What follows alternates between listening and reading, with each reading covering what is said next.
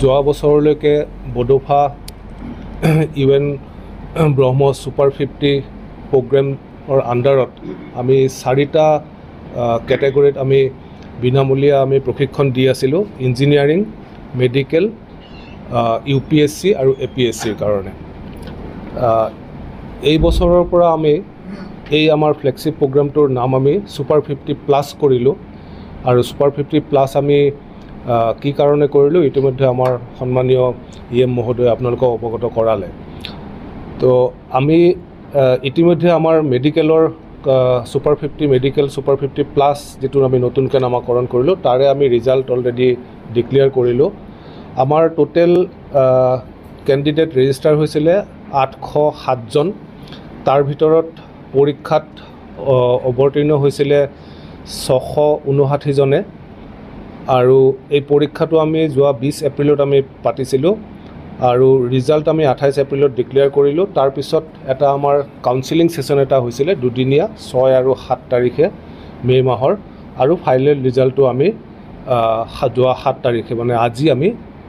যোৱাকালি আমি আপলোড কৰিলোঁ তো আমি টোটেল এইবাৰ 66 জন কেণ্ডিডেট 66 জন কেণ্ডিডেটক আমি সিলেক্ট কৰিলোঁ আৰু আমাৰ যিসকল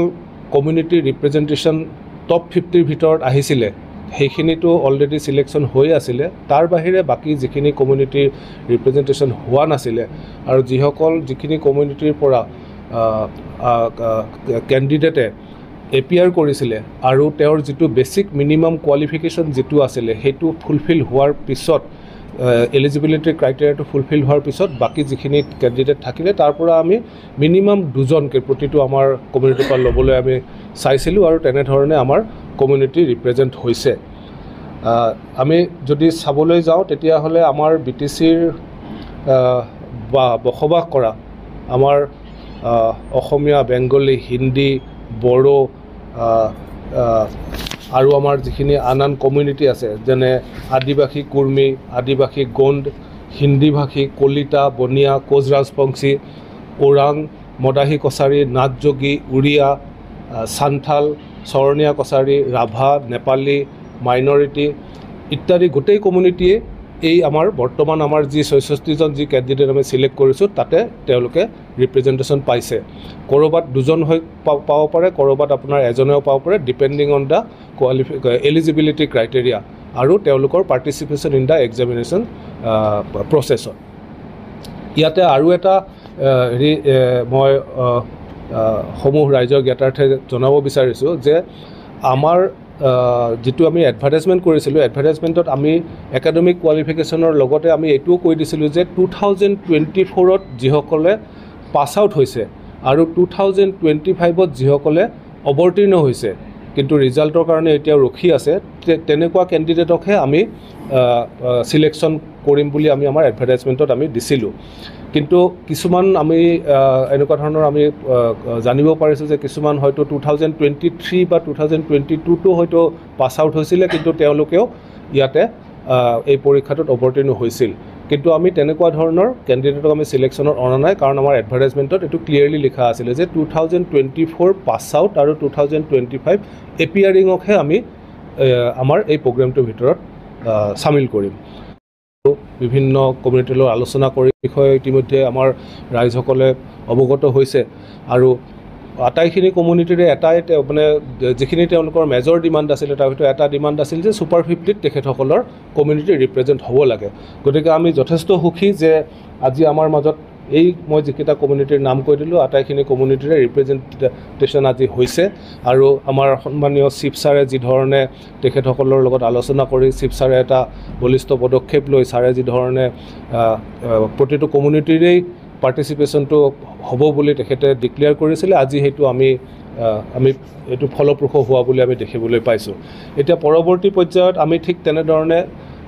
আমি নতুন দিল্লীত আমি UPSCৰ কাৰণে যেটো কোচিং কৰি আছো আৰু গুৱাহাটীত আমি APSCৰ কাৰণে যেটো কোচিং কৰি আছো এটো আমি ছুপাৰ 50+ নামকৰণ কৰিছোঁ তাৰো অলৰেডি আমাৰ যে এডভাৰটাইজমেন্ট প্ৰক্ৰিয়াটো শেষ হৈ গৈছে আৰু আমি অহা সপ্তাহৰ পৰাই আমি নেক্সট এসপ্তাহৰ পৰা আমি বাছনি প্ৰক্ৰিয়াটো আৰম্ভ কৰিম APSC আৰু UPSCৰ কাৰণে আমি এটাই বাছনি পৰীক্ষা কৰোঁ তাৰ পৰা আমি যিসকল কেণ্ডিডেটে UPSC লৈ যাব বিচাৰে বা তেওঁলোকৰ যিসকলে APSC যাব সেইটো আমি সিলেকশ্যনটো তেনেধৰণে কৰোঁ তো এই তিনিটা সুপাৰ 50 প্ৰগ্ৰাম আমি এইবাৰৰ পৰা সুপাৰ 50 প্লাছ নামাকৰণ কৰিলোঁ যাতে আমাৰ সমূহ জনগোষ্ঠীয় যিখিনি আমাৰ ইয়াতে যিখিনি কমিউনিটি আছে যাতে তেওঁলোকৰ ৰিপ্ৰেজেণ্টেশ্যন হয় আৰু সুপাৰ 50 ইঞ্জিনিয়াৰিংটো আমি যিহেতু কোকৰাঝাৰতে এইটো আমি চলাই আছোঁ লাষ্ট 3 বছৰৰ পৰা আৰু ইয়াতে আমি সুপাৰ 50 এইটো 50তে আমি সীমাবদ্ধ কৰি ৰাখিছোঁ কাৰণ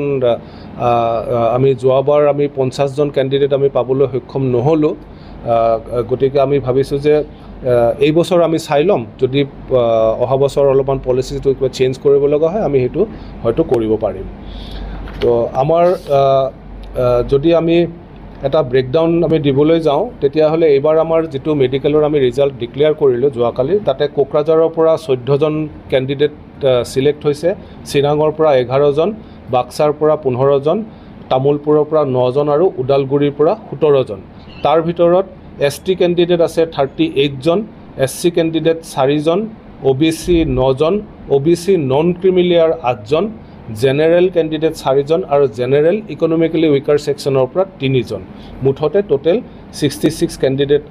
আমি এবাৰ সিলেক্ট কৰিছোঁ তাৰ ভিতৰত আমাৰ মেল কেণ্ডিডেট আছে 29 জন আৰু ফিমেল কেণ্ডিডেট আছে 37 জন আমি সমূহ বিটিআৰবাসী ৰাইজক আমাৰ ফালৰ পৰা জনাবলগীয়া আছিলে আৰু ৱেবছাইটত আমাৰ এডুকেশ্যন ডিপাৰ্টমেণ্টৰ ৱেবছাইটত আমাৰ ৰিজাল্টটো অলৰেডি আমি আপলোড কৰিছোঁ গতিকে আমাৰ ৱেবছাইটত ৰিজাল্টটো চেক কৰিব পাৰিব ধন্যবাদ